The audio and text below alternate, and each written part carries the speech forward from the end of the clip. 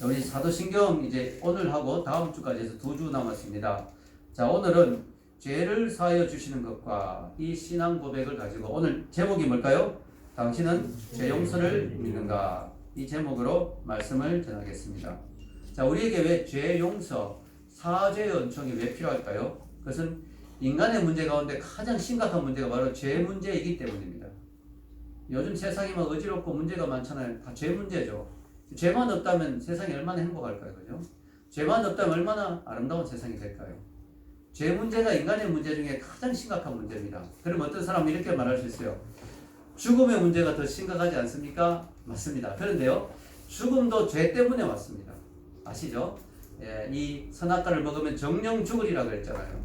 그래서 선악과를 먹기 전에는 죽지 않았어요, 인간이. 그래서 죽음의 문제도 죄 문제 때문에 왔습니다. 그래서 다른 말로 하면 죄 문제가 해결되면 죽음의 문제도 해결될 수 있다는 거예요. 그래서 이 죄 문제가 인간에게 가장 중요한 문제라는 것입니다. 우리가 죄가 무엇이냐라고 할 때는요, 머리에 떠오르는 이미지가 뭐예요? 살인하고 강도질하고 도둑질하고 뭐 남을 욕하고 거짓말하고 간음하고 이런 걸 죄라고 우리가 머리에 떠오르잖아요. 그것도 죄입니다. 그러나 성경이 말하는 죄는 더 깊은 곳에 있죠. 그것은 죄의 현상, 열매들이고 죄의 뿌리는 더 깊은 곳에 있습니다. 마치 어떤 사람이 감기에 걸리면 머리가 아프고 열이 나고 머리가 아프고 열이 나고 콧물이 나는 것이 감기의 정상이지, 감기의 더 근본 원인은 뭐예요? 그 안에 있는 어떤 감기균이 들어왔기 때문에 그런 거죠. 그래서 우리 인간의 죄도 여러 가지 도둑질이나 간음이나 이런 것들이 현상으로 나타나지만 더 깊은 뿌리는 뭐냐? 인간이 하나님을 거역한 거. 에덴 동산에서부터 선악과를 따먹고 하나님을 거역하고 내 마음대로 살려고 하는 것. 다른 말로 하면 내 마음에 하나님을 두기를 싫어한 것. 하나님이 내 인생의 주인이 아니고 내가 내 인생의 주인이 되려고 하는 것. 여기서부터 죄 문제가 나온 것입니다. 성경은 모든 인간의 죄의 상태를 다음과 같이 말합니다. 로마서 3장 10절에서 12절 읽겠습니다. 기록된 바 의인은 없나니 하나도 없으며 깨닫는 자도 없고 하나님을 찾는 자도 없고 다 치우쳐 함께 무익하게 되고 선을 행하는 자도 없나니 하나도 없도다. 예외가 없죠. 로마서 3장 23절 다시 읽겠습니다. 모든 사람이 죄를 범하였음에 하나님의 영광에 이르지 못하더니. 모든 사람이라고 했습니다. 모든 사람. 의인은 없나니 하나도 없으며 모든 사람이 죄인이라고 선포합니다. 여긴 예외가 없어요. 아무리 예쁘게 생겨도, 아무리 예쁘게 생긴 여인도 죄인입니다. 아무리 잘난 남자도 죄인입니다. 아무리 벼슬이 높은 사람도 죄인입니다. 아무리 부자도 죄가 없는 게 아니에요. 다 죄인입니다. 가난하다고 죄가 없습니까? 아닙니다. 가난하면 또 가난한 마음속에 억울한 거, 원망, 시기 다 있죠. 부자는 부자라고 죄가 없습니까? 아니죠. 부자의 마음속에 교만, 잘난 척하는 거, 탐욕 다 있죠. 예, 다 있어요. 저 옛날에 예쁜 여자는 죄가 없는 줄 알았거든요. 아니에요. 예쁜 여자 그 마음속에 시기, 질투, 예, 미워하는 거, 사치하고 싶은 거, 그 마음이 다 있어요. 예, 우리 속엔 다 죄가 있어요. 만약에 어떤 사람이 죄가 없다라고 하면 그것은 문제가 있죠. 여러분, 여기 보면은 제라드 C. 윌슨 이런 말을 했습니다. 혹시 자기는 성인이며 절대 죄인이 아니라고 주장하는 사람이 있다면, 나는 여기에 해당되지 않는다. 나는 죄인에 해당되지 않는다. 나는 성인이고 절대 죄를 짓지 않는다. 절대 죄인이 아니라고 주장하는 사람이 있다면 그에게 가장 최근에 지은 죄가 무엇인지 물어보라. 만일 없다고 말한다면 그가 가장 최근에 지은 죄는 거짓말이다. 예. 나는 최근에 지은 죄가 하나도 없어요. 자네 최근에 죄를 하나 지었네. 거짓말했네. 예. 거짓말이다. 예. 우리는 죄를 하나도 안 지었어요 라고 말할 수 없어요. 그런 말 하면 그 사람 지금 거짓말하는 죄를 짓고 있는 거예요. 여러분, 솔직히요, 다른 사람은 몰라도 나는 나를 알잖아요. 여러분의 마음을 알지요. 내 마음을 여러분 스스로 제일 잘 알지요. 다른 사람은 몰라도 여러분 마음이 어떻습니까? 거룩하고 깨끗하고 정결합니까? 예, 제가 자주 하는 말이지만 뭐요? 가곡 중에 내 마음은 호수요. 그래 노조. 너무 멋있죠? 근데 여러분 호수에 물을 빼면 어떻게 됩니까? 그 밑에 막 깨진 병도 있고 깡통도 있고 썩어 있는 것들이 많지요. 우리 마음이 물이 가득 차 있을 때는 호수같이 아름다워 보여요. 여러분들이 멋있게 꾸미고 넥타이를 매고 정장을 하고 아주 이발을 하고 미용을 하고 화장을 해서 멋있게 앉아 있으면 너무너무 멋있고 거룩해 보여요. 그러나 그 밑바닥에 물을 빼면 여러분의 그 마음의 밑바닥을 보면 어떻게 됩니까? 다 죄인이죠. 감출 수가 없습니다. 그래서 여러분, 영국의 한 작가는 다음과 같이 말했습니다. 만약 누군가의 비밀스러운 생각들이 낱낱이 밝혀지게 된다면 누구라도 하루에 12번씩 교수형을 받아 마땅할 것이다. 예. 우리가 마음을 다 숨기고 있어서 그렇지. 하나님 은혜죠. 우리가 서로의 마음을 못 본다는 거. 투시 연사가 있어가 우리 마음을 막 보면 어떻게 되겠어요? 큰일 나죠. 제가 옛날에 동북에 부목사를 했을 때 그 담임 목사님 너무 영성이 있어가지고 투시 연사까지 있는 분이었어요. 그분 옆에 화장실에서 서는데 그분이 옆에 딱 서는데 잘 안 나오더라고요. 이분이 내 마음을 보고 있는 게 아닌가. 투시 연사까지 있는 분이 가끔 있습니다. 근데 여러분, 우리가 이 마음을 우리가 못 봐서 그렇지, 여러분의 마음을 정말 다 드러내고 스크린처럼 펼친다면 우리는 하루에 12번도 더 교수형을 받아야 된다. 이런 참 지나친 과장일 수는 있겠지만, 그러나 어떻게 보면 또 과장이 아니죠. 우리 속에는 미움, 탐욕, 시기, 질투, 엄난, 우리 속에는 모든 그런 죄들을 다 드러내 보여준다면 우리는 살아남을 수가 없어요. 문제는 뭘까요? 오늘날 사람들이 자기가 죄인이라는 사실을 인정하기 싫어하죠. 그래서 자꾸 감추죠. 이게 뭐 죄냐? 그래서 요즘은 영화나 드라마나 유튜브나 뭐 음악이나 또 소설이나 책이나 이 모든 것에서 죄를 죄라고 말하지 않습니다. 심리적인 걸로 표현하고 사회적인 관습으로 표현하고 심지어 떳떳하게 막 나오고. 그래서 요즘 사람들이요, 너무너무 옛날에는 그래도 죄를 지으면 고개를 숙이고 그랬는데 뭐죠? 요즘은 막 사람 죽이고 잡혀도 뭐라고 합니까? 더 못 죽인 게 아니다 뭐 이러고 그죠? 요즘은 사람들이 너무 이상해졌어요. 2002년도에 플로리다에서 하비 테일러라는 사람이 경찰을 고소했습니다. 이 사람이 왜 경찰을 고소했냐면은 이 사람이 성폭력을 저지른 아주 나쁜 사람이에요. 근데 이 사람이 경찰에게 쫓겼단 말이죠. 그래서 막 산속으로 숨어 들어갔는데 거기서 너무 오래 숨어 지내다 보니까 사흘 동안 숨어 있다가 발가락이 동상이 걸려버렸어요. 그래서 발가락 2개를 잘라냈습니다. 그리고 난 뒤에 경찰을 고소했어요. 왜 고소했을까요? 경찰이 나를 빨리 잡았더랍니다.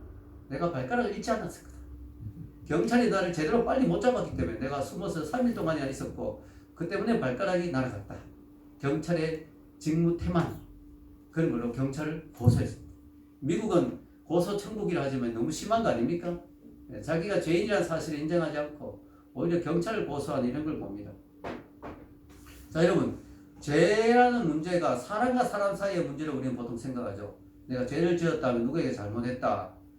근데 사람만의 문제가 아니고요. 죄는 더 심각한 게 하나님과의 관계의 문제죠. 마치 빚을 지고 빚을 갖고 있지 않은 상태인 것처럼, 그러니까 죄를 짓는 것은 죄의 빚을 지고 있는 것이 하나님 앞에. 그래서 심각한 거죠.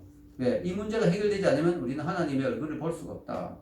하나님께로부터 우리는 정죄를 받기 때문이다. 그래 길버트는 이런 말을 했습니다.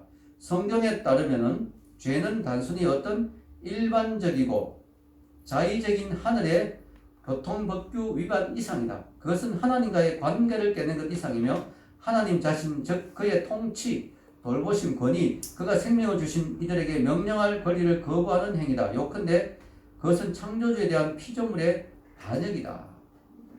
이 세상의 모든 법칙을 만드신 분이 누굴까요? 하나님이죠. 중력의 법칙도 하나님 만드시고, 인간관계의 법칙, 정직해야 된다, 거짓말하면 안 된다, 미워하면 안 된다, 이 법칙을 만든 분도 누굴까요? 하나님이죠. 도덕 법칙.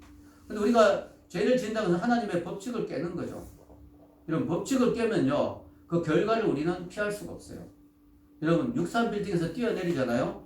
죽습니다. 하나님이 그 사람을 미워해서 죽이는 게 아니라 중력의 법칙을 어겼기 때문에 죽을 수밖에 없어요. 우리가 도덕 법칙을 어기면, 그 도덕 법칙을 깨트리면 그 깨트린 결과를 우리는 감당할 수밖에 없는 거죠. 근데 사람들이 그것을 죄라고 말하지 않고 다 덮어둔다. 덮어둔다고 해결되는 게 아닙니다. 죄의 삭은 사망이요. 성경 분명히 말하죠. 죄의 삭이 뭐라고요? 사망이다. 죄의 결과는 죽음이다. 이 죽음은 단순히 육체적인 죽음만이 아니라 하나님과의 영원한 이별, 하나님과의 영원한 분리, 바로 지옥을 의미하는 것이죠. 그래서 여러분, 죄 문제를 반드시 해결해야 됩니다. 왜냐? 그걸 해결하지 않고 죽으면 하나님과 영원한 분리, 죄가 해결되지 않으면 육체의 죽음뿐만 아니라 그 이후에 하나님과 영원한 분린 지옥의 심판이 기다리고 있기 때문이죠. 근데 이런 문제가 뭘까요? 우리 인간의 문제가 인간의 힘으로는 이 죄를 해결할 수가 없는 거예요. 죄를 그대로 가지고 죽으면 큰일 나는데 이걸 우리가 해결할 수 있는 방법이 없어요. 양재물로 씻어도 안 돼요. 방법이 없어요. 자기 스스로 힘으로 죄를 씻으려고 하는 게 뭘까요? 종교, 철학, 또 뭐예요? 고행, 그죠? 수도 이런 거잖아요. 도 닦는 거, 죄를 해결하려고 안 돼요. 저는 어느 날 묵상하다가 깨달았어요. 야, 인간은 연탄과 같다. 연탄이 나 좀 깨끗해지고 싶어 해가지고 막 씻으면 어떻게 될까요? 더 더러워지죠. 왜? 속까지 시커멓기 때문에. 연탄이 깨끗해질 수 있는 방법이 없어요. 연탄은 씻어가지고 깨끗해질 수가 없어요. 왜? 연탄은요, 겉만 시커멓으면 씻어버리면 되는데 속까지 시커멓기 때문에 연탄 아무리 씻어도 깨끗해지지 않아요. 우리 인간이 연탄과 같아요. 우리가 조금 돌을 닦고 우리의 그 겉껍질 한 껍질 벗기면 그 안에는 깨끗한 게 있으면 괜찮은데 그럼 돌을 닦아서 우리를 벗겨내면 되잖아요. 10년, 20년 돌을 닦아서 우리의 그 더러운 우리 자아를 벗겨내면 되는데 우리 속에 속까지 검은 연탄처럼 속까지 검다니까요. 어떻게 할 수가 없어요. 성경 분명히 말하죠. 에베소서 2장 3절 읽겠습니다. 전에는 우리도 다 그 가운데서 우리 육체의 욕심을 따라 지내며 육체와 마음에 원하는 것을 하여 다른 이들과 같이 본질상 진노의 자녀였거든요. 자, 이게 바로 그 본질적으로 연탄처럼 연탄이 본질적으로 검은 거잖아요. 본질적으로 우리는 깊은 속까지 죄로 물들어 있어요. 원죄는 너무나 우리 깊은 곳에 있어요. 본질상 진노의 자녀라냐. 본질상 원죄를 타고났다는 거예요. 그래서 여러분, 죄는 누가 가르쳐줘서 짓는 게 아니죠. 애기들도 막 서로 막 뺏고 막, 예. 내가 더 많이 먹으려고 하고 막 서로 밀고 울고 막 그러잖아요. 그 죄를 누가 가르쳐주지도 않았는데, 우리 본질상, 우리 속까지 죄인이라는 거예요. 답이 없어요, 우리 스스로는. 그래서 우리의 노력으로 안 된다. 만약에 노력으로 된다면 예수님이 오실 필요가 없죠. 더 닦으면 되잖아요. 자기를 닦으면 되잖아요. 근데 안 된다는 거예요. 안 돼요. 여러분, 그래서 뭐가 필요하죠? 하나님의 은혜가 필요하다. 예. 여러분, 석탄이 시커멓지만, 예, 아궁이에 들어가서 확 타버리면 하얀 재로 변하잖아요. 본질이 바뀌어버리죠. 예. 하나님의 은혜가 확 임하면 우리가 뒤집어지면서 그냥 우리 본질이 바뀝니다. 도저히 안 되는 우리가, 예, 예수님의 은혜로, 예수님의 보혈로 거룩하게 되는 거죠. 아멘. 그래서 이런 은혜가 필요합니다. 사람이 여기 있죠. 아드 핑크. 사람이 비록 이성의 피조물이라 해도 사리분별의 명령보다는 욕구의 충동질을 따른다. 이상하죠. 우리가 이성적인 존재죠, 인간이. 머리로는 죄 짓면 안 돼라고 하는데 우리는 이상하게 사리분별의 명령보다는 욕구를 따라가요. 이상하게 우리 인간은 이성적인 존재인데도 죄와 사탄을 전적으로 사랑하는 자는 그리스도를 섬기겠다는 열망을 품지 않는다. 그리스도 안에서 하나님께로 돌이키는 것은 부패한 본성의 흐름에 전적으로 상반된다. 따라서 전능한 은혜의 홍수에 압도될 필요가 있다. 강의 흐름이 바다의 조수에 압도되는 것처럼 말이다. 예, 강물이 흐름이 있지만 그 바다의 큰 파도 앞에서는 강물이 꼼짝 못하잖아요. 그것처럼 우리 인간은 스스로의 노력을 돌이켜서 하나님께 돌아올 수가 없어요. 돌이켜서 은혜를 입을 수가 없어요. 그런데 하나님의 은혜의 거룩한 은혜가 압도적으로 임할 때 우리 굴복하게 되는 거죠. 그 은혜 앞에 우리는 돌이키게 되는 거죠. 그 은혜 앞에 우리는 회개하게 되는 거죠. 우리는 강팍한 죄인이고 우리는 자기가 죄인이라고 인정하기 싫어하는데 은혜가 압도적으로 임하면 어떻게 돼요? 우리는 눈물이 터져 나오죠. 회개의 영이 부어지죠. 하나님, 나는 죄인입니다. 하나님, 저는 소망이 없습니다. 예수님 외에는 답이 없습니다. 라는 고백이 나오는 거예요. 이거는요, 우리 힘으로 되는 게 아니에요. 하나님의 압도적인 은혜가 임해야 되는 거예요. 그래서 기독교의 복음이 뭐예요? Amazing Grace. 정말 어메이징한 상상할 수 없는 은혜의 홍수가 우리에게 임해야 이 일이 일어난 거예요. 여러분이요, 지금 예수님 믿고 있다는 건요, 기적입니다, 기적. 이거 안 되는 거예요. 여러분, 그렇게 쉽게 된다면 우리가 몇 마디만 하면 다 예수님 앞에 나와야 될 거 아니에요. 안 되는 거예요. 인간이 죄인이라는 사실을 인정해요. 자기들도 생각해보면 인간이 죄인이라는 걸 인정할 수밖에 없죠. 그러나 안 돌아오는 거예요. 은혜의 압도적인 홍수 외에는. 나는 그렇게까지 콧물 눈물 다 흘리면서 압도적인 은혜 받은 경험은 없는데 라고 해도 여러분 알게 모르게 여러분에게 압도적인 은혜가 임한 거예요. 여러분이 지금 예수님을 믿고 있다. 아멘? 아멘. 보통 은혜가 아니면 이게 안 되는 거예요. 보통 하나님 은혜 주시지 않으면 우리가 하나님께 돌이킬 수가 없는 거예요. 이건 완전히 우리 본성과 무난한 짓이거든요. 이건 완전히 우리 본성과 우리가 죄성이 있기 때문에 하나님의 은혜를 구한다, 거룩하게 살고 싶다, 이런 건 우리의 본성하고 안 맞아요. 이 하나님의 은혜입니다. 전적인 은혜입니다. 아멘? 아멘. 여러분, 사도신경의 순서가 중요합니다. 자, 하나님의 전능하사 천지를 만드신 하나님 아버지를 내가 믿사오며 나오죠. 그 외아들 우리 주 예수를 믿사오며 성령을 잉태하사 동정녀 마리아가 가시고 본디오 빌라도에게 고난을 받고 십자가에 못 박혀 죽으시고 장사지 사흘 만에 다시 살아났다 라고 쭉 나온 뒤에 죄용서가 나옵니다. 왜 그럴까요? 우리 죄용서의 근거는 바로 예수님이 하신 일, 예수님의 동정녀 탄생, 십자가, 부활에 근거해서 우리가 죄용서를 받을 수 있기 때문에. 그래서 순서가 중요한 거예요. 사도행전에서 죄용서가 그 뒤에 나온 이유가 바로 뭐예요? 바로 예수님의 십자가와 부활에 근거해야만 우리가 죄용서를 받을 수 있기 때문에 그런 거예요. 아멘? 아멘. 여러분, 구약에서 이미 예수님의 그 십자가를 예표하고 있는 게 바로 제물입니다. 제물, 그죠? 동물들의 희생 제물, 피를 흘리게 하잖아요. 피를. 죄는 이렇게 무서운 거다, 끔찍한 거다, 죄는 이렇게 심각한 거다, 피로서 해결할 수 있다. 생명이 필요하다. 그런데 동물의 피로는 한계가 있었죠. 잠시 죄를 덮어줄 뿐이지 완전히 없애주지는 못하죠. 그래서 하나님은 이미 구약에서 뭐예요? 완전한 제사가 올 거라고 예언하셨죠. 그분이 바로 예수 그리스도이시죠. 자, 레온 모리서 이렇게 말했습니다. 레온 모리서 읽겠습니다. 구약 성경은 이스라엘 백성에게 하나님의 용서는 인간의 희생 제사를 통해 얻을 수 있다고 가르쳤지만 사실 하나님께서는 진정한 용서를 위해 이미 아들의 생명을 준비하고 계셨음을 이해해야 한다. 그래서 예수님이 오시고 예수님이 십자가에 죽으시고 우리를 위해서 희생하신 것은 신약의 개념이 아니에요. 신약에서 갑자기 불쑥 튀어나온 개념이 아니라는 거예요. 이미 구약을 제대로 보면 구약에서 수없이 많은 곳에서 이미 희생과 헌신과 우리를 위해 피 흘려 죽으실 메시아가 예언되어 있습니다. 그 중에 대표적인 게 뭐예요? 이사야. 구약의 이사야. 여러분 여기 나오죠. 이사야 53장 4절에서 5절 한번 읽어볼까요? 여기 읽어볼 때요. 제가 읽는데 제가 뭘 강조하면서 읽는지 한번 보세요. 그는 실로 우리의 질고를 지고 우리의 슬픔을 당하였거늘 우리는 생각하기를 그는 징벌을 받아 하나님께 맞으며 고난을 당한다 하였노라. 그가 찔림은 우리의 허물 때문이요 그가 상함은 우리의 죄악 때문이라. 그가 징계를 받음으로 우리는 평화를 누리고 그가 채찍에 맞음으로 우리는 나음을 받았다. 우리란 말이 몇 번 나올까요? 7번입니다. 7번. 7이 완전수라서 7번 나온 것 같아요. 네, 여러분 이 7번이 나옵니다. 놀랍죠? 7번이 나옵니다. 7번이나 그가 찔림은, 그가 채찍에 맞으면, 그가 그토록 처절하게 죽으면 누굴 위함이라? 우리를 위함이라. 이미 예언되어 있단 말이죠. 그 이야기가 이사야에서 이미 예언되어 있습니다. 놀랍죠? 얼마나 감사합니까? 우리가 만약에 우리의 죄 때문에 우리가 죽어야 된다면 우리는 살아날 자가 없습니다. 그죠? 어떻게 살아나겠어요? 그 채찍 맞고 십자가에 못 박히고 그 처절하게 죽어서 우리는 어떻게 살아나겠습니까? 방법이 없죠. 우리는 다 망하는 거예요. 다 멸망할 수밖에 없어요. 지옥에 갈 수밖에 없습니다.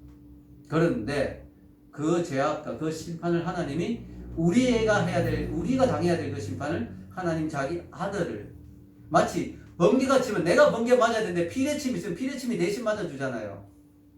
너무 고맙죠? 피레침 보면서 예수님을 생각해. 예수님이 하나님이 내리치는 그 심판의 번개를 우리 대신 탁 맞아주신 거예요. 아멘? 네, 너무 감사하죠. 여러분, 세상의 모든 종교는요, 기독교를 제외한 모든 종교의 특징이 뭐냐면 하나님 앞에, 즉 신 앞에 나오려면 어려워지고 거룩해야 된다. 이렇게 되는 거예요. 신 앞에 나오고 신에게 받아들여지고 신에게 용납되어지고 신이 계신 천국에 들어가려면, 신이 계신 영원한 세계에 들어가려면 우리는 신이 원하는 수준으로 거룩해져야 된다. 그래서 돌을 닦고 그렇게 고행을 하잖아요. 수도를 하고. 이 세상의 종교 중에 신 앞에 놓은 조건이 죄인이어야 된다는 조건은 기독교밖에 없어요. 저 죄인인데요? 그러니까 더 내가 필요해. 저 문제가 많은데요? 그러니까 나한테 오라니까. 저 답이 없는데요? 그러니까 예수님한테 나와야 돼. 그 정도는 기독교밖에 없어요. 폴 투르니에라는 유명한 정신분석학 기독교 의사는 이런 말을 했습니다. 신이 의인보다 불의한 자를 더 사랑하신다고 말하는 유일한 종교는 기독교다.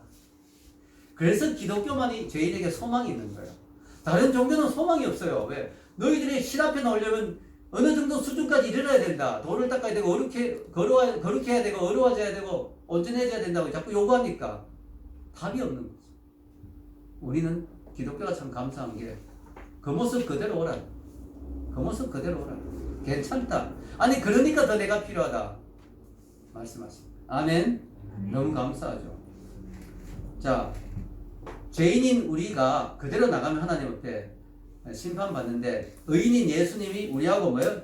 자리를 바꾸셨다. 예수님이 나를 위해서 죽으시고 내가 의인이 되었다. 자, 로마서 3장 21절에서 22절 읽겠습니다. 이제는 율법 외에 하나님의 한 의가 나타났으니 율법과 선지자들에게 증거를 받은 것이라. 곧 예수 그리스도를 믿음으로 말미암아 모든 믿는 자에게 미친 하나님의 의인이 차별이 없느니라. 하나님의 의, 이게 우리에게 요구하는 너는 이 수준이 되어야 된다라고 하는 그 의라면 너무 힘든 거죠. 그래서 루터가 제일 싫어했는 말이 뭐예요? 하나님의 의란 말이죠. 네, 루터는 자기 노력으로 거룩해지려고 노력했거든요. 루터가 고백하기를 이게 몇 년 더 했으면 나는 죽었을 것 같다. 심심하면 금식하고 고행하고 채찍질하고 자기를 막 그렇게 하니까 도저히 몸이 견디지를 못할 정도로. 그래서 루터가 막 하나님의 의란 말을 너무 싫어했어요. 근데 깨달았죠. 하나님 말하는, 성경이 말하는 하나님의 의는 그게 아니고 예수님을 통해서 주어진 의, 선물로 주어진 의, 내게 선물처럼 왔는 의, 그게 하나님의 의라는 거예요. 아멘. 아, 이건 내게 아니에요. 밖에서부터 온 의인 거예요. 밖에서부터. 내가 만들어내고 내가 내 안에서 막 의를 만들어내니까 도저히 안 돼. 밖에서 선물처럼 주어진, 내게 덮어 씌워진 의. 아멘. 아멘. 내가 새까맣더라도 거의 흰옷 덮어버리면 흰게 되잖아. 내가 흰 걸로 덮어 씌워버리면 흰 존재가 되는 거죠. 아드 핑커, 칭의는 피고 측이 율법에 충분히 합치한다는 하나님의 선언이다. 예, 칭의가 율법적인 선언이에요. 법정에서의 선포예요. 선포. 마치 재판관이 너 죄 없다 그러면 그 사람이 실제로 죄가 있어도 무죄로 나가는 거예요. 죄 없다라고 선언하는 거죠. 칭의는 피고 측이 율법에 충분히 합치한다는 하나님의 선언이다. 칭의가 충족되었기 때문에 피고를 무죄에 방면해 준다. 따라서 칭의는 법률적인 지위 변화이다. 즉 하나님 앞에서 죄책을 짊어지고 따라서 율법의 정죄 선언을 받고 영원토록 하나님의 임재로부터 추방될 수밖에 없는 자가 하나님의 은총으로 받아들여지고 그리스도께서 완전한 속죄에 의해 자기 백성을 위해 획득한 모든 축복에 대한 권리를 받는 자로 지위가 바뀌는 거다. 지위가 바뀌어버려. 거지에서 왕자로, 죄인에서 의인으로 지위가 바뀌어버려요. 여러분 참 놀랍죠. 예수님이 우리를 위해서 자리를 바꿔주신 거예요. 내가 사형당해야 되는데 그 사형장에 예수님이 들어가시고 의로운 존재인 예수님의 자리에 그 우리가 서게 된 거죠. 얼마나 감사합니까? 이게 바로 거룩한 상호교환. 우리 손해볼 게 하나도 없어요. 왜냐하면 나쁜 건 다 주고 좋은 거는 다 받으니까. 예수님하고 우리가 뭐가 된 거예요? 깐부가 된 거예요. 요즘 유행하는 말이 깐부라 그래요. 예, 네 거 내 거 없는 거예요. 깐부가 돼버린 거예요. 근데 내가 손해볼 게 하나도 없어요. 왜냐하면은 나는 나쁜 것만 다 주고 예수님은 좋은 것만 다 주시니까 예수님하고 깐부 안 맺을 이유가 없죠. 아멘. 예수님하고 하나 돼야 되는 거예요. 연합. 그 연합이죠. 연합. 예, 연합. 여러분 마치 뭐와 같으냐면 내가 거지인데 완전히 파산했는데 빌 게이츠가 와가지고 나하고 동업하자. 네 거 내 거 없이 그냥 통장 같이 쓰자. 이거하고 똑같은 거예요. 아멘. 너무 좋은 거죠, 여러분. 우리는 완전히 그냥 우리의 영적 재정 상태는 완전 바닥 마이너스인데 예수님은 그냥 뭐 셀 수 없는 정도의 그 의를 가지고 계신 분인데 그걸 우리가 같이 하니까 야 너무 좋죠. 여러분 예수님은 의인인데 우리의 모든 죄를 다 짊어지시고 죄 덩어리가 되어 죽었어요. 죄가 좋아서 그런 게 아니에요. 예수님. 자 여러분 환경미화원 청소부 환경미화원을 생각해 봅시다. 그분들이 한 일이 뭐야? 쓰레기는 다 막 모으죠. 예, 저도 이제 아침에 보면 막 쓰레기차가 와가지고 막 쓰레기를 다 모아가는 거 봅니다. 그 아저씨들 너무 수고하시는데 그 사람들이 쓰레기가 좋아서 가져갈까요? 환경유한 중에 쓰레기 좋아하는 사람 한 명도 없어요. 난 쓰레기가 너무 좋아. 나 쓰레기 모으는 게 취미야. 이래가 가져가는 사람 아무도 없어요. 쓰레기 너무너무 싫어해, 전부 다. 너무 쓰레기 좋아하는 사람 아무도 없어요. 그러나 해야 되니까. 그 쓰레기를 치워야 동네가 깨끗하니까. 자기 일이니까 하는 거예요. 예수님이 죄가 좋아서 죄를 다 덮었을까? 아니에요. 예수님 죄를 누구보다 혐오하는 분이죠. 거룩한 분인데 죄를 너무너무 싫어하는 분이죠. 우리가 죄 싫어하는 거하고 비교가 안 돼요. 하나님은 죄를 정말 생각도 하기 싫어해요. 그런 분이시지만 죄를 다 덮었었어요. 그건 뭐냐? 죄가 좋아서 그런 게 아니에요. 그래야 우리가 사니까. 아멘? 그렇게 해야 우리가 사니까. 예수님이 그 더러운 죄, 그 안 좋은 죄, 그 끔찍한 죄를 다 덮었었단 말이에요. 그럼 십자가에서 죄인이 됐어요. 죄 덩어리가 돼요. 하나님이 그 꼴을 보기 싫어가, 죄인을 보기 싫어가, 그 죄를 하나님이 혐오하기 때문에 얼굴을 돌릴 정도로 그런 끔찍한 죄인이 돼서 죽었단 말이죠. 아멘? 얼마나 감사합니까? 그래서 우리는 이 기독교의 복음을 영어로 뭐예요? 굿뉴스라 하죠. 굿뉴스. 굿뉴스. 너무너무 좋은 소식. G.K. 체스터턴이 복음을 너무나 좋아서 참일 것 같지 않은 소식. 어느 정도 좋아야 이게 믿어지지. 가짜 뉴스 같아요. 너무 엄청나가지고. 이 진짜 뉴스 맞아? 진짜 이야기 맞아? 가짜 같아, 가짜. 너무 엄청나가지고. 왜냐? 생각해보세요. 내 나쁜 건 다 그분이 가져가시고, 그분이 좋은 건 다 주신다는데, 이게 뭐 이런 거래가 어디 있어요? 이거 말도 안 되는 이야기잖아요. 이 가짜 뉴스 같단 말이죠, 이게. 그래서 너무나 좋아가지고, 참일 것 같지 않은 복된 소식. 그 소식이 바로 복음이라는 거, 복음. 생각해보세요. 어떤 사람이 무기징역을 받아가지고 평생 감옥에서 썩어야 되는데, 지혜 감옥에서 햇빛도 안 들어온 데서 내 남은 인생 평생 썩어야 되는구나. 앞으로 50년 더 살아야 되는데 난 평생 썩어야 되는구나 하는데 갑자기 지하 감옥문이 팍 열리면서 너는 무죄다. 제가 어떻게 무죄입니까? 그 끔찍한 죄를 저질렀는데 왕이 너를 특별히 사면했다. 이거 너무 기쁜 소식이죠. 너무 좋아가지고 진짜일 것 같이 안 믿어지는 이 꿈이야 생시냐 내가 볼을 꼬집어보고 싶은 너무 말도 안 되는 너무나 엄청난 소식이었어. 이게 복음이라는 거죠. 또 어떤 사람이 파산해가지고 거지가 돼가지고 다리 밑에서 막 굶어 죽을 판인데 갑자기 어떤 사람이 나타났어. 저는 변호사입니다. 당신의 먼 친척이 당신을 위해서 100만 달러의 재산을 남겨놓고 죽었습니다. 이거는 뭐 믿어지지 않느냐. 도저히 믿을 수가 없는 이야기죠. 이게 바로 복음이라는 거죠. 우리는 영적으로 파산했잖아요. 그래서 우리는 완전히 그냥 하나님 앞에서 이 죄의 빚 때문에 우리는 지옥 가야 되는데 뭐요? 하나님이 우리를 하나님의 자녀 삼아주고 예수님을 통해서 우리에게 모든 천국의 유산을 다 주시겠다는 거예요. 또 우리는 죄로 인해서 영원한 지옥의 감방에서 영원히 고통받아야 될 존재인데 하나님이 예수님의 피 때문에 우리를 의인으로 자유케 해주셨다. 이게 복음이고 이게 너무나 기쁜 소식이죠. 너무나 감사한 거죠. 아멘. 아멘. 그럼 이런 놀라운 은혜를 받은 우리는 어떻게 살아야 될까요? 예, 거룩하게 살아야 되는 책임이 있습니다. 거룩하게 살아야 구원받는 게 아니라 이미 하나님 우리를 거룩한 신분으로 구별해 주셨으니까 우리는 그 수준에 맞게 살기 위해서 노력해야 될 책임이 있습니다. 다만 이게 완벽하게 우리가 거룩하게 살 수 있다고 말할 수 있는 건 아니에요. 왜냐? 우리는 구원받았지만 천국 가지만 죄를 안 짓는 건 아니에요. 죄가 하나도 없는 건 아니거든요. 그래서 이걸 관계적 경험이라는데요. 아브라함이 거룩하게 된 것은 아브라함이 완전해져서 그런 게 아니고 하나님과 언약 관계에 들어갔기 때문에 하나님이 거룩하다고 인정해 주신 거죠. 우리도 마찬가지예요. 우리가 완벽해서 천국 가는 게 아니라 하나님, 예수님 때문에 우리가 하나님의 자녀로 하나님의 자녀로 바른 관계로 회복이 됐기 때문에 우리가 천국 가는 거예요. 자, 알리스트 맥그레스가 이렇게 설명했습니다. 루터는 칭의란 하나님 앞에서 개인의 지위가 변화되는 것이지 근본적으로 본성이 변화되는 것은 아니라고 주장한다. 그러므로 신자는 믿음으로 의로워질지라도 여전히 죄인으로 남아있다.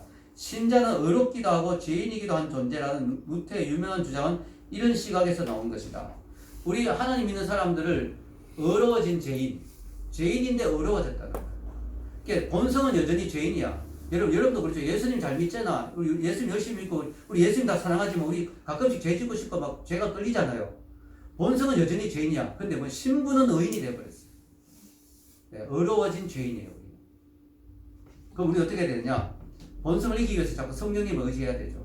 우리 본성 가는 그대로 가면 자꾸 죄를 짓게 되니까. 물론 그렇다고 구원이 취소되는 건 아니지만 하나님께 죄송하잖아요. 하나님께 죄송하니까 우리가 거룩하게 살려고 노력해야 되는 거죠. 자, 요한일서에 이런 말씀이 있습니다. 요한일서 3장 9절. 우리가 오해하기 쉬운 구절인데요. 하나님께로부터 난 자마다 죄를 짓지 아니하나니 하나님의 씨가 그의 속에 거하며 그도 범죄하지 못하는 것은 하나님께로부터 났습니다. 이걸 우리가 오해할 수가 있어요. 하나님께로부터 난 자마다 죄를 짓지 않는다. 나는 가끔씩 죄를 짓는데 그럼 난 하나님께로부터 아직 난 게 아니네. 나 아직 거듭난 게 아니구나. 나 아직까지 천국 못 가겠구나. 이렇게 실망할 수가 있어요. 요걸 잘 우리가 이해해야 되는데 요게 그래서 원어가 필요하죠. 원어로 보면 헬라어 원어로 보면 이게 헬라어의 현재 선행 시제인데요. 이게 뭐냐면 계속되는 반복적인 행동을 의미합니다. 그래서 이게 원어적으로 정확하게 번역하면 하나님께로부터 난 자마다 죄를 짓지 아니하나니 이래 뿌리면 죄를 한 번이라도 지으면 우리 하나님께로 난 게 아니잖아요. 그게 아니고 하나님께로부터 난 자마다 죄를 반복적으로 계속 짓지 아니하나니 이렇게 됩니다. 원래 의미는. 또 그리고 그도 범죄하지 못하는 것은 이것이 원래대로 의미로 하면 그도 계속적으로 습관적으로 범죄하지 못하는 것은 이렇게 됩니다. 그래서 여러분 바로 이겁니다. 우리가 예수님을 믿어도 한두 번 또 죄를 지을 수 있어요. 우리 죄의 성향에 넘어가서 또 잠깐 죄를 지을 수 있어요. 그러나 우리가 진짜 하나님께서 난 사람이라면 그건 못한다고요. 반복적으로 습관적으로 계속해서 죄를 즐기면서 지을 수는 없다는 거예요. 여러분 제임스 케네디 목사님이 잘 설명했죠. 여기 보면 이것이 참된 그리스도인은 절대로 죄를 짓지 않는다는 것을 의미하는가? 아니다. 진정한 그리스도인도 이따금씩 죄 속으로 빠져들어간다. 그러나 죄 속에서 계속 살지는 않는다. 진정한 그리스도인은 죄를 추구하거나 중요합니다. 진정한 그리스도인은 죄를 추구하거나 죄를 즐기거나 죄를 탐닉하지 않는다. 참된 그리스도인은 비록 삶의 과정의 일부로 유혹을 경험하지만 그럼에도 불구하고 죄를 무서운 것으로 죄에 의해 십자가에 못 박히신 분에 대한 배반 행위로 여긴다. 여러분의 마음을 잘 살펴보십시오. 나는 죄가 너무 즐겁고요. 죄가 너무 재밌고요. 죄를 아무리 지어도 전혀 끄리낌이 없고요. 그럼 여러분 거듭나지 않은 거 맞아요. 근데 나도 인간이기 때문에 실수로 가끔씩 죄를 짓지만 죄를 짓고 나면 이래서 살아서는 안 되는데 이건 아닌데 하나님 내가 이렇게 살지 않도록 도와주세요. 하나님 제가 거룩하게 살도록 도와주세요. 이런 마음이 생긴다면 우리 속에 뭐예요? 거룩한 씨가 있다는 거예요. 거룩한 씨가. 예수님의 씨가 있다. 하나님의 자녀의 씨가 있다는 거죠. DNA가 있다는 하나님의 DNA가. 거듭나면서 그 씨를 받았다는 거예요. 그래서 계속 죄를 지을 수는 없어요. 왜? 내 속에 성령님이 계시니까 성령님이 탄식하고 책망하시거든. 아닌데 이렇게 말씀. 죄를 지은 거예요. 그거 아니거든 이렇게. 아니야 이렇게. 그래서 우리가 계속 죄를 지을 수는 없어요. 이 비교를 이걸로 비교하면 참 이해가 쉬운데요. 양과 돼지로 비교하면 참 쉽습니다. 자, 제임스 케네디 목사님이 이렇게 또 설명합니다. 어떤 사람들은 스스로 그리스도인이라고 하면서도 마치 돼지가 오물 진흙 더미에서 뒹굴듯 죄 속에서 뒹군다. 말로는 그리스도인이라 하는데 돼지 같다. 오물 속에서 막 뒹구는 거예요. 그들은 자신의 죄를 생각하며 스스로에게 야, 저 멋진 진흙 반죽 좀 봐 라고 말한다. 야, 죄가 너무 재밌어. 야, 죄 너무 좋아. 이렇게 말한다.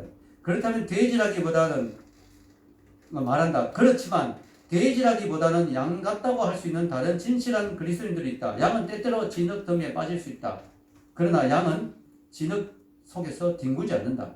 최대한 신속하게 일어난다. 그리고 하얀 양털에 묻은 모든 진흙을 다 털어버릴 때까지 만족하지 않는다. 예, 돼지나 양이나 실수로 진흙에 빠질 수는 있어요. 근데 빠졌을 때 반응이 다르다는 거예요. 돼지는 막 좋아하고 즐기고 막, 야, 진흙 너무 재밌어. 이런데 양은 막, 아이고, 내가 어떻게 여기 있어. 빨리 나. 그럼 나오고도 막 그 몸에 있는 양의 그 하얀 털에 진흙이 묻은 걸 너무너무 싫어하고 빨리 털어내고 싶었으면 어떻게든지 막 털어내려고 하는. 그러니까 우리가 이런 차이가 있죠. 그래서 여러분, 예수 믿기 전이나 예수 믿고 난 후나 우리는 죄를 짓습니다. 그런데 차이는 뭘까요? 예수 믿기 전에는 죄를 향해 달려가는 죄인이었다면 이제는 죄로부터 도망가는 죄인이라는 거예요. 아멘? 어떻게든 죄를 덜 짓고 싶고 어떻게든지 거룩하게 살고 싶고 어떻게든지 죄를 피하려고 노력하는 모습이 우리 속에 있다는 거죠. 그전에는 죄를 더 짓고 싶고 더 재밌는 거 없나 그러고 막 더 죄를 지을 방법을 막 찾았다면 이제는 죄를 짓긴 짓는데 자꾸 죄로부터 자꾸 멀어지려고 노력하고 죄로부터 도망가려고 노력하는 죄인이라는 거죠. 여러분 결론을 내리겠습니다. 오늘 저는 사도신경에 죄를 사해 주시는 것과 라는 신앙고백을 가지고 당신은 죄 용서를 믿는가 라는 제목으로 말씀을 드렸습니다. 오늘 읽은 말씀이 뭡니까? 위에 만일 우리가 우리 죄를 자백하면 저는 미쁘시고 의로우사 우리 죄를 사하시며 모든 불의에서 우리를 깨끗게 하실 것이요 라고 말했죠. 오늘 성경 구절에. 예, 자 여러분 우리가 사죄 은총을 믿는 것은 중요합니다. 왜냐하면 우리 스스로의 힘으로 죄를 해결할 수 없기 때문이죠. 자 여러분 재밌는 게요. 사도신경은 순서가 중요하다고 그랬죠. 죄 고백 앞에 놓는 게 뭘까요? 지난주에 공부한 거. 우리는 교회를 믿는다. 그죠? 교회, 성도의 서로 교통함. 거룩한 공예와 성도의 서로 교통함. 이게 교회를 믿는다 말 뒤에 죄 사함이 나온 게 너무 신기한 거예요. 이게 뭘 의미할까요? 자, 누구에게 전담 이런 말 합니다. 교회 갑시다. 난 죄가 많아 못 가. 나 술하고 담배 좀 끊고 갈 거야. 나 죄 좀 끊고 갈게. 나 나중에 좀 착해지면 갈게. 이게 순서가 잘못됐다는 거예요. 순서가 바른 순서는 뭐냐? 일단 교회에 나오라는 거죠. 죄인이어도 좋다는 거예요. 일단 교회에 나오래. 교회에 나오다가 보면 죄 용서함의 은혜를 경험한다는 거죠. 아멘. 네, 교회에 나오면 뭐예요? 우리 계속 말씀을 듣고 찬양을 듣고 기도하고 또 교제하고 하다 보면 은혜 받고 하면 뭐예요? 죄가 끊어진다는 거예요. 담배가 끊어지는 거예요. 술이 끊어지는 거예요. 죄의 행실이 끊어지는 거죠. 그래서 여러분 순서가 바로 교회에 일단 나오는 게 중요합니다. 그럼 죄가 그 다음에는 끊어진다는 거죠. 교회 외에 어디서 죄를 끊을 수 있게 해준 데가 있겠습니까? 서플전 목사님 이런 말 했습니다. 선한 행실로 하늘나라에 들어가려고 하는 것보다는 종이배를 타고 대서양을 향하는 것이 더 나을 것입니다. 자, 우리의 노력으로 선한 행실로 천국 가려고 하는 것보다 차라리 종이배 타고 대서양 건너려고 하는 게 더 쉽다. 그만큼 우리 힘으로는 천국 갈 수 없다는 거예요. 오직 뭐밖에 없다? 예수님의 십자가를 믿고 하나님 용서해 주신 하나님이 준비해 놓으신 그 죄 사함의 용서를 받는 그 길밖에 우리는 천국 가는 길이 없다는 걸 우리가 반드시 기억하고 이 은혜 늘 감사하는 여러분이 되시기를 주의 이름으로 축원합니다. 우리 같이 기도하겠습니다.